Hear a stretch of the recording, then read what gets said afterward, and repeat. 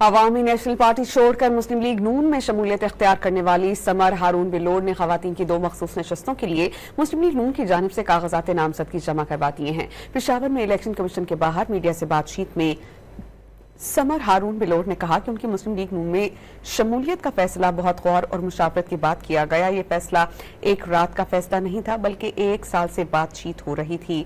उन्होंने कहा कि वो अपने शहर के लिए कुछ करना चाहती हैं। जो लोग पेशावर पर मुसल्लत किए गए वो लूट खसूट में मसरूफ हैं।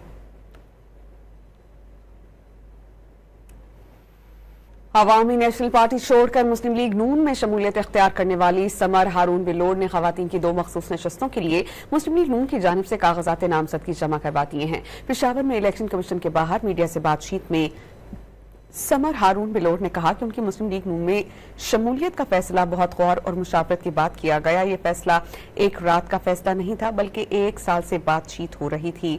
उन्होंने कहा कि वो अपने शहर के लिए कुछ करना चाहती हैं। जो लोग पेशावर पर मुसल्लत किए गए वो लूट खसूट में मसरूफ हैं।